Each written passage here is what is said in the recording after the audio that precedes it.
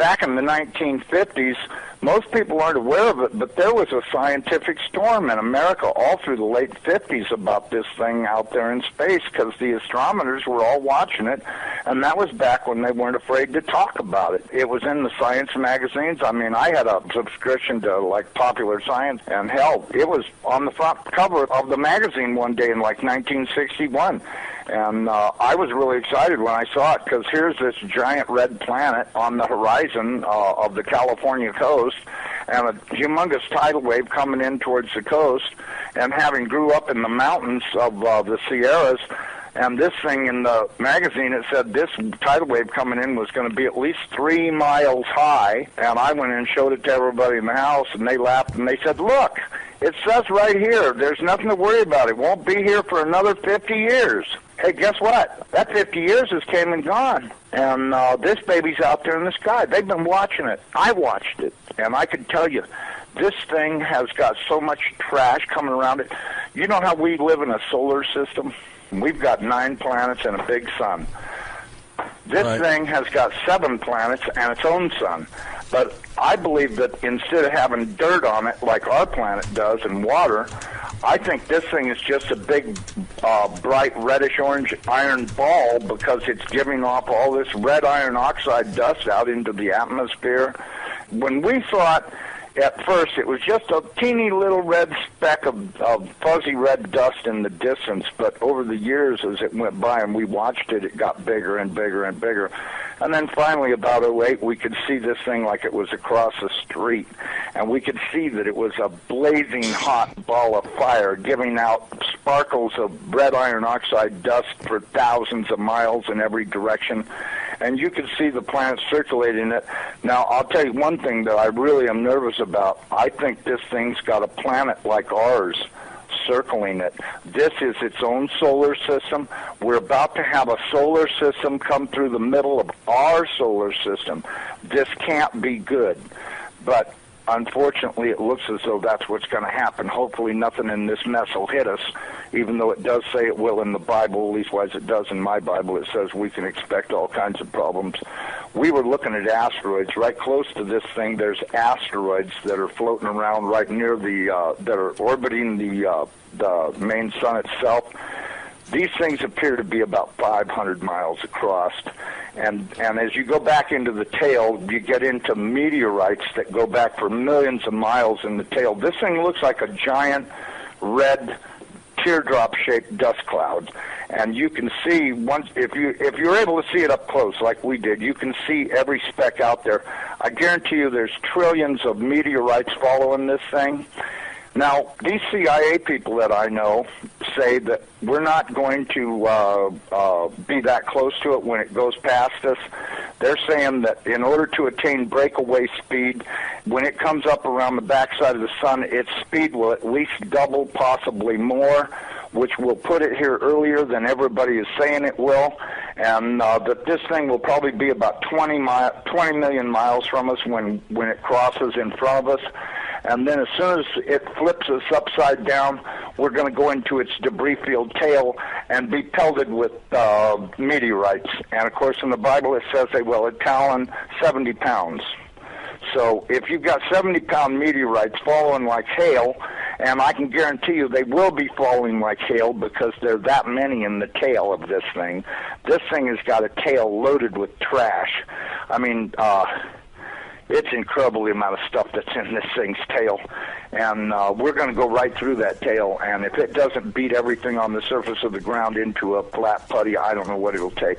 I tell everybody, you better be at least 20, 30, 40, 50 feet on the ground and have either concrete or stone above you because it'll break through the roof or whatever you've got if you don't. These CIA guys told me that this pole shift will probably happen from start to finish in around 28 minutes. That doesn't give you a lot of warning. When you see that thing out there in the sky, you're going to have to run as fast as you can to your underground facility because this is going to happen so fast. Now, see, here's another thing nobody's talking about. You've got this giant iron planet that they say is 47,000 miles across, getting ready to come up past us. And when it starts to approach us, it's going to start and have real serious effects. So is it a planet or a failed star? It's not a failed star. I saw this thing up close. It did not look like a failed star. It looked just like our sun. Right. Okay. Would you call our sun a failed star? No. Okay. Well, you had said planet. I wasn't sure if it was like a failed star brown dwarf or a full sun. So it's a full sun? It looks to me like a miniature sun, just like the one we have. The only difference is our sun is giving off flames and stuff, and this one's doing the same thing as it, but it's giving off this red iron oxide cloud of dust around it. And until it got close, we couldn't even tell what was in there. We could see it was hot, and it looked like it was just a dull red when we were first able to discern it through the red cloud. But as it approached, it started to become more apparent that this thing is just orange hot. I mean, to tell how hot it is, I was told that they estimated between 5 and 10 million degrees, but, I don't really know, if that's right or not. I mean, it's got to be pretty hot because it's sending all of this red iron oxide dust out into space around it. Right. And it's got this enormous, and I mean enormous, at least 50 or 100,000 miles on each side of it, this red dust cloud that goes all the way around it. I know when we were watching it, as it started to make the upward swing to approach behind our sun, it was amazing. The red dust cloud settled down. Instead of being round, it started to settle down into a V, like wings, upside-down wings. Right. And I thought, boy, I wonder if that's where the ancient Sumerians got the idea this thing had wings, because, centrifugal force is a funny thing. When it comes back up around the planet, when we see it in the sky, my guess is it's going to look like it's got wings because centrifugal force is going to be pulling the red iron oxide dust and particles out to one side, and then as it starts to climb out and go away from us, listen, I was told that this thing's magnetic field is going to be so strong, anybody that does not have a padded lead helmet to wear will have their brain gutted for everything they ever knew, and they'll be a complete raving moron after this thing passes. They'll they won't know, they'll pee in their pants. They won't have a clue what's going on, because this thing will gut their brain. And I was reading a deal in my Bible. It says that after this happens, that nobody will care because they won't be able to remember it. Well, of course, I was told by somebody the reason that is because the electromagnetic field from this thing will be so strong, because, see, as it comes up underneath of us, it's going to start and pull us toward it. And then, just like a pair of big magnets, all of a sudden it's going to lock onto us. And when it does, it's going to be like the Jolly Green Giant hit the earth in the ass. It's going to send a jolt 500 to 1,000 foot high. This is what I'm told. 500 to 1,000 foot high shock waves all the way around planet Earth. They'll be so bad that in a lot of areas that don't have good solid soil, it'll fluff it so badly that you'll practically be like you're standing in quicksand. And that this thing's magnetic field will literally gut your brain of everything. And so you may want to give some thoughts to getting you some sheet lead, build you a little lead helmet to wear, like a little motorcycle helmet to protect your entire brain and the back of your neck, so that way this can't happen. Because if these guys are right about this, and I'm pretty sure they are, because I know for a fact they know what they're talking about when they say stuff. And and it does sound reasonable to me, knowing what I do about electromagnetic energy, that this could happen. And it very easily could gut everybody's brain for everything they ever knew, and they'll stand there and pee in their pants and go, gee, what was that? And that's if they still know how to talk.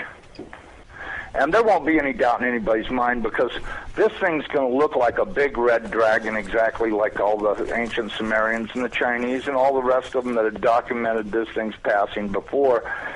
It didn't look like a white ball or a snow cloud or nothing. It looked like a big red iron oxide dust cloud with a superheated star in the middle of it. And I mean, and that's what we've seen. So, I don't care what anybody else says. There's a possibility. There's more than one thing out there.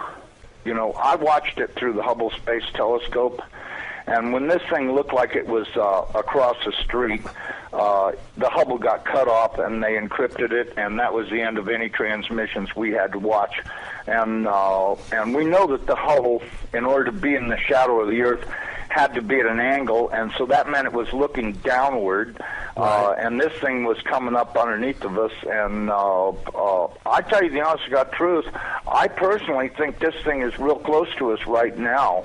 But, you know, that's just my general feeling that, you know, and I'm a pretty psychic guy. I have the feeling that this thing is right close by and that we're going to see it any time. I mean, I've been doing everything I could do to get prepared for it to... I'm really worried about what Jesus says. You know, when the fig tree is putting on its leaves, know that summer is near, and I'm at your door. And that worries me more than probably anything I've read in the Bible about this whole thing, the parable of the fig tree, because everything seems to be in place for this thing's arrival. And the bad thing is, he says, I'm going to come like a thief in the night. Well, it does also say in the Bible that I'm going to make the sun go down at noontime in Jerusalem. Okay, if that's the case, there's only one thing that'll make the sun go down, not hit the horizon, go down at noontime, and that's if the planet experiences a pole shift. Okay, I got a quick question that you can probably answer really quickly and then continue from the chat room. Wants to know if you're talking about Planet X or Elenin, and I don't think, I've never thought Elenin is Planet X. Terrell's pretty stuck on that, but I think Elenin, as a result of it, it's a comet that's been kicked in. Elenin is extinction level event Nibiru is near. Right. Does that explain it? Yeah. Okay, because listen, they've known about this thing forever, and I mean they've known about it forever. I mean, if I read about it in a science magazine in 1961, that tells you that, I mean, it's only 1,800 years away. How could they not be able to see it when it came around the backside of the last sun and headed this way? Right. You have to know they've been watching it, because if you know, Carl Sagan was showing stuff that they took with their old telescopes that was billions and billions of miles away, and this thing's only 1,800 years away. Well, and by 1930, it was only 70 years away. You know, we do estimate that this thing, let me give you a thing, maybe you can figure out your own timeline. We estimated that this thing is traveling around 3,500 miles an hour, okay? Okay. That was our estimate of its speed. Now, it has been picking up speed, and that's the reason why we think it's going to arrive early, because when it comes around the backside of the sun, it's got to double that speed in order to attain breakaway speed to leave the sun and not wind up orbiting it. It's never orbited the sun in the past that we know of, so that means that it's going to have to attain breakaway speed to head back out into space. Now, you look at the NASA videos, photos, and all this other crap those morons put on the internet.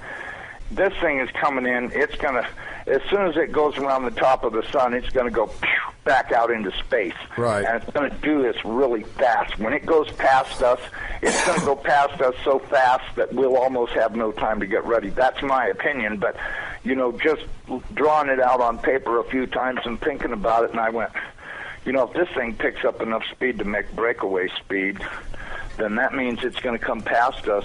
You know, this thing, according to what I was told, is that this thing is approximately 47,000 miles in diameter, you know, 4 or 5 times the size of the Earth, and it'll come past us, and we won't have a lot of warning, and we won't get to see it in the sky until it's on us. I think the NASA timeline is completely off.